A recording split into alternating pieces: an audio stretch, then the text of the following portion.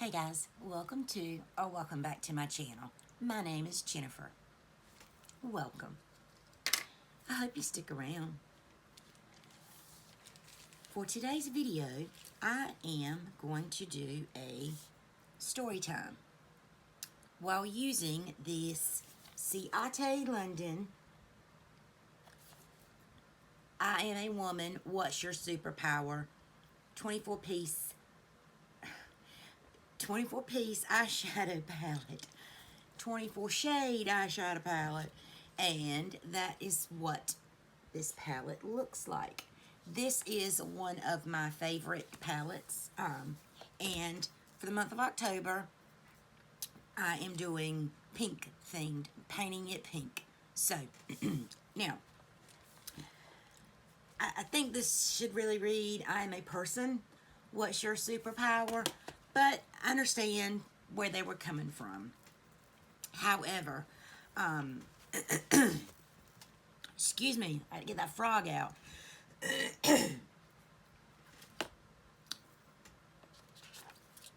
We are going to start applying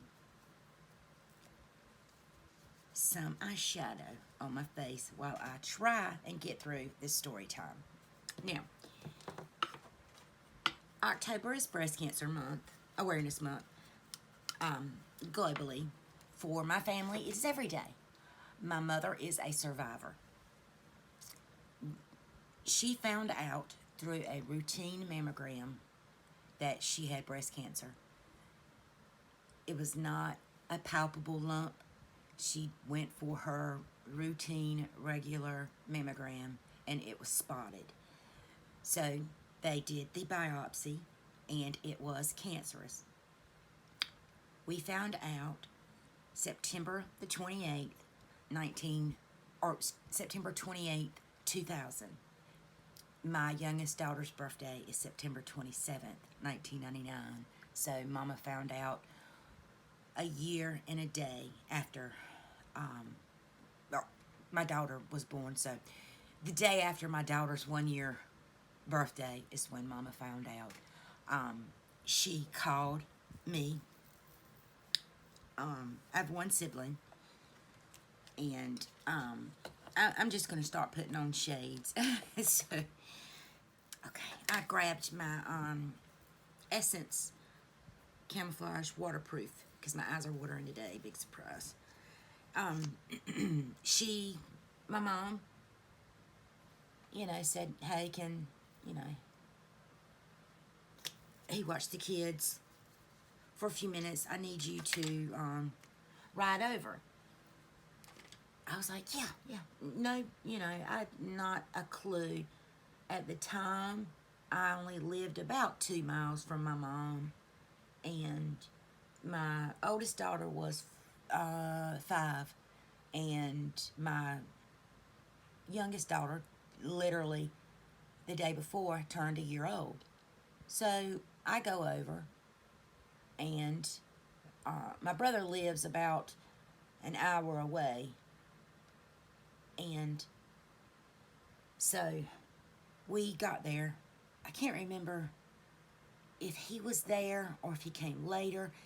It was just a blur. But, she asked, could I go over? So I went over, and I remember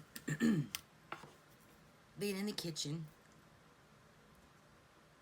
and Mama saying, I need to tell you something. I said, okay. My parents are still together. They're, I didn't come from a broken home or anything, and my parents saying, hey, we're going to divorce never crossed my mind, and still doesn't.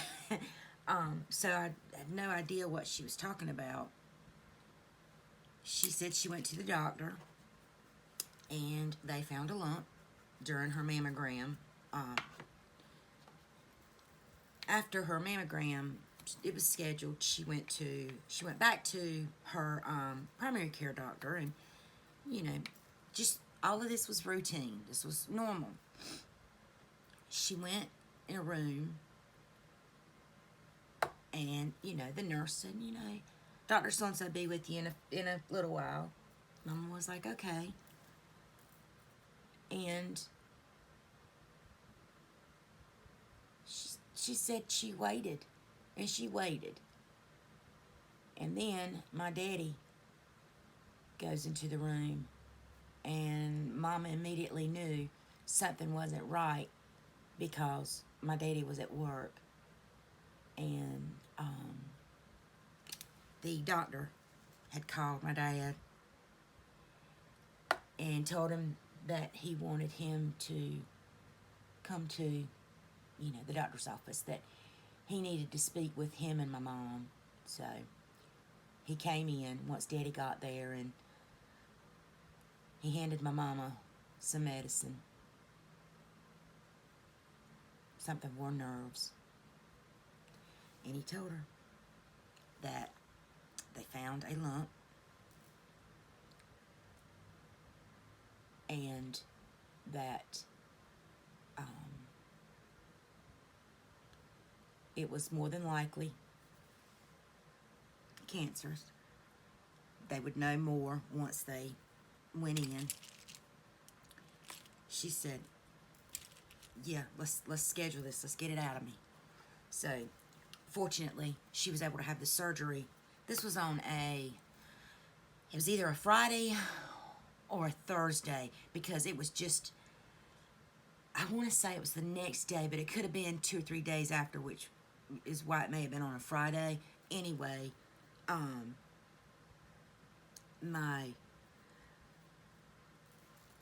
mama told me, you know, that she had cancer and that she was going to be okay. She wanted me to be strong, because, you know, I will just fall all to damn pieces, which I did, not in front of her.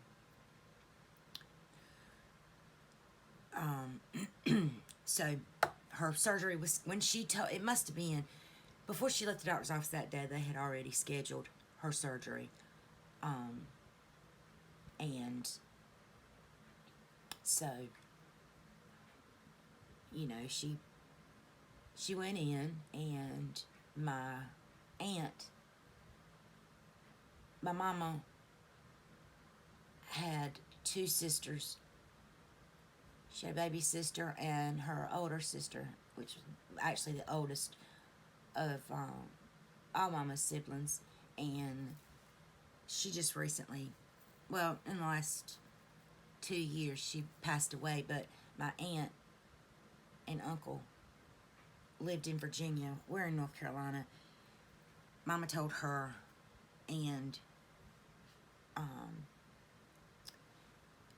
so my aunt and uncle came down. They were there at the hospital with me, my brother, his wife. She was his girlfriend at the time, but she's obviously his wife now. And of course my dad. And they, you know, we waited. They did the surgery. And Mama, they were able to get it all out. It was cancerous. They did go in and take out some lymph nodes underneath her arm. And my mom, we had absolutely no one to talk to. She had no one in terms of anyone who'd ever been through this. At the time, you know, now we have Relay for Life, we have social media, we have just, you know, a wealth of knowledge. But, you know, over 20 years ago, we didn't have that. So she essentially went through this, and when I say alone, I mean, I knew what she was going through, but I couldn't feel what she was going through because I didn't have cancer. I'd never had cancer.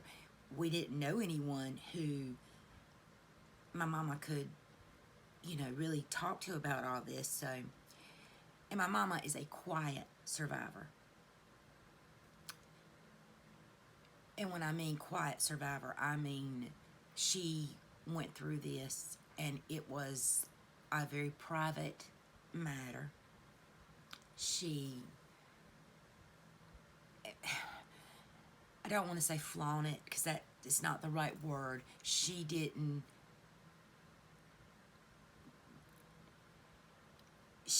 not let breast cancer be who she was. She remained who she was all the way. And I remember I was working at the time, and I'd worked for, these people for, gosh, I worked for them for a total of 10 years on and off. But at the time, when we found out, I called him and his wife. It was a family-owned business. I called him and his wife, and I told them, and they knew I was extremely close to my family. And I said, I need to take some time off. I need to quit. I need to take time off. I take care of my mom. There was no questions. There was no hesitation on my end, and there was no hesitation on theirs. And, I remember him telling me,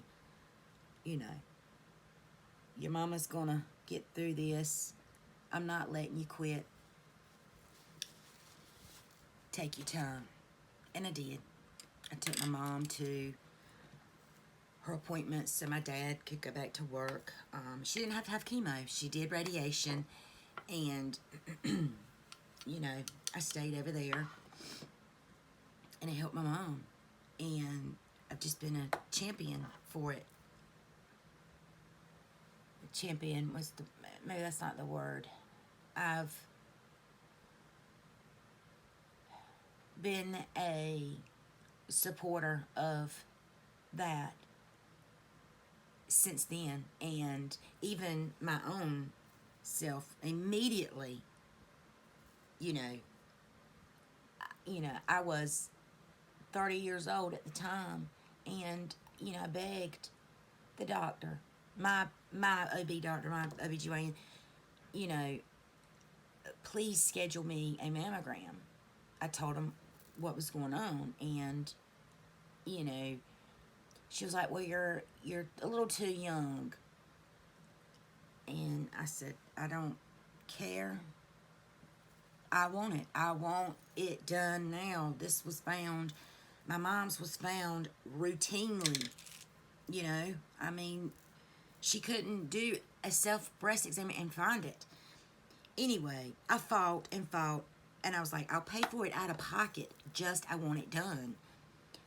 They finally listened and scheduled, and everything looked fine. And so you're on eggshells for so long with a cancer diagnosis. You really are. I'm going to go in with this shimmer shade and then this one on top. I had to champion for myself to get the care or to get the resources that I needed to make myself feel better. I had 2 daughters, and breast cancer is not just a woman's or a female's cancer. Yeah, primarily it happens in women, but it affects males as well. But as the daughter of a survivor and having 2 small children, 2 small girls at that, I needed to make sure that this didn't physically affect me, so to speak. And so ever since then, ever since the year 2000, I have gotten mammograms, and will tell anybody who, you know, doesn't that hurt?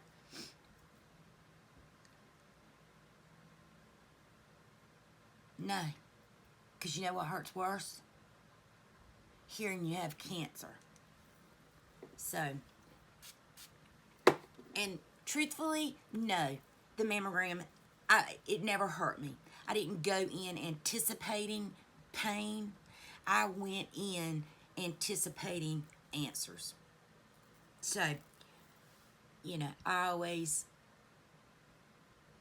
say to, you know, my friends or anyone listening, anyone watching, get your routine mammogram. It can save your life, literally.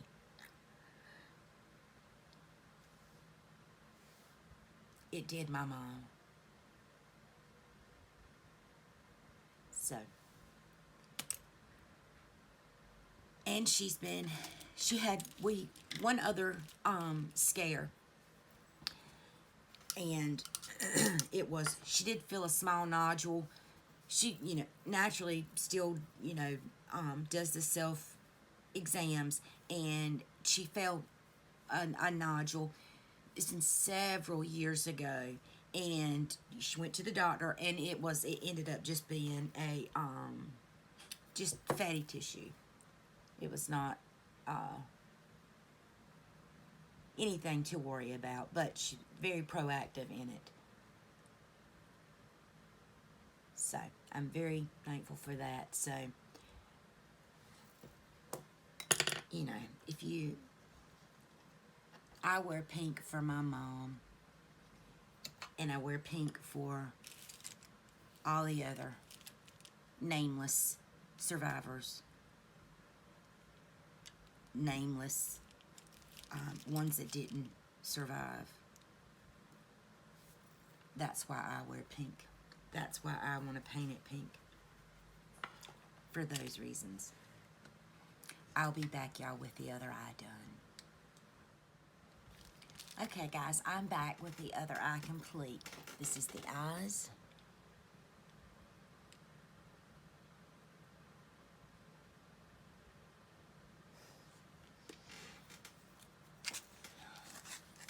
I hope you stuck around to the end.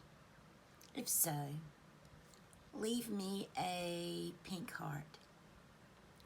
Thank you guys for letting me tell my story, tell my mom's story, I should say. This is why I do what I do. This is why I'm painting it pink. Please be safe. Please be kind. Stay beautiful. And please consider donating for cancer research. May we soon find a cure. Thanks, guys. See you in the next video.